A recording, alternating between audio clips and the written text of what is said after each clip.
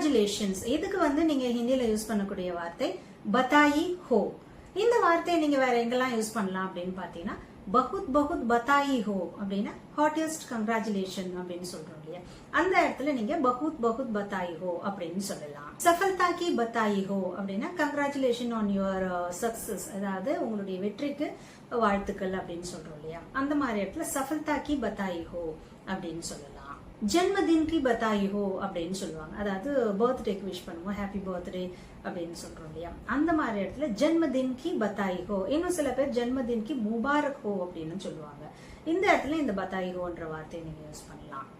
இன்னும் ஷாதி கி பதாயி ஹோ அப்படின்னு சொல்லலாம். கங்க்ராச்சுலேஷன் ஆன் யுவர் மேரேஜ், உங்களுடைய திருமணத்துக்கு திருமண வாழ்த்துக்கள் அப்படின்னு சொல்லிட்டு நம்ம விஷ் பண்ணுவோம் இல்லையா, அந்த மாதிரி இடத்துல ஷாதி கி பதாயி ஹோ அப்படின்னு நீங்க சொல்லலாம். Congratulation on getting first class, நீ ஃபர்ஸ்ட் கிளாஸ் எடுத்ததுக்கு வாழ்த்துன்னு சொல்றோம் இல்லையா, அந்த மாதிரி இடத்துல பிரதம் ஸ்ரேணி மில்னே பர் பதாயி ஹோ இந்த மாதிரி சொல்லலாம். இந்த பதாயி ஹோன்ற வார்த்தை இந்த மாதிரி பல இடத்துல நீங்க யூஸ் பண்ணலாம். இந்த மாதிரி ஈஸியா இன்ட்ரெஸ்டிங்கா ஹிந்தி கத்துக்கணும்னா தமிழ் ஈஸி ஹிந்தியை மறக்காம ஃபாலோ பண்ணிடுங்க.